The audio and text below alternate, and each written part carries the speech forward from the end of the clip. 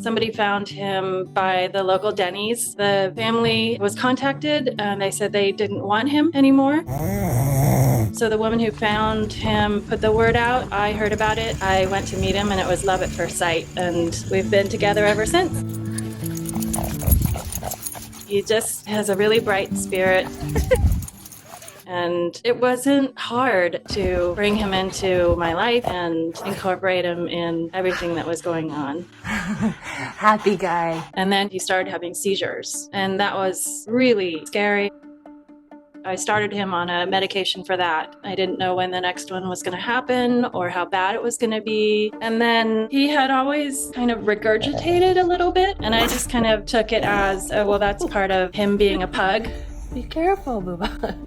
It was a real challenge to try to take care of him. What is it? Sometimes there was a time when he had a seizure early in the morning, and then an hour later he had another big seizure, and I called out from work because I didn't want to leave him.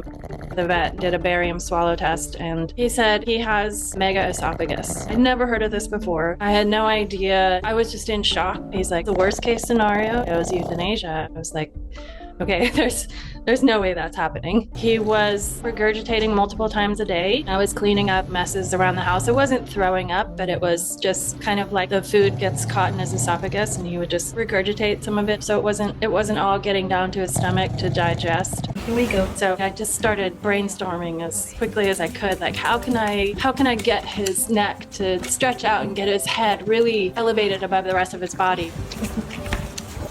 Mira.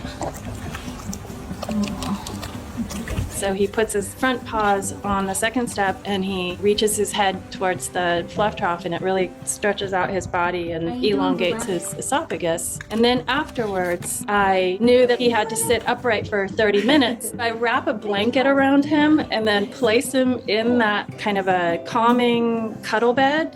Okay, here we go. We go down. All right.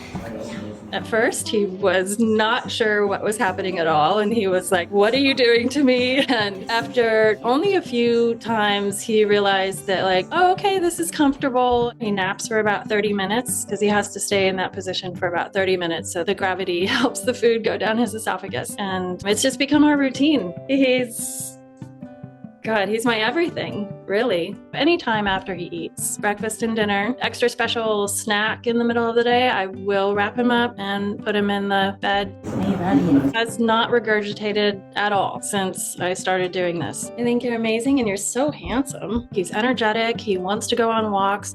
At this point, I'm really the only one who knows how to take care of him and wrap him up the way he needs to be taken care of.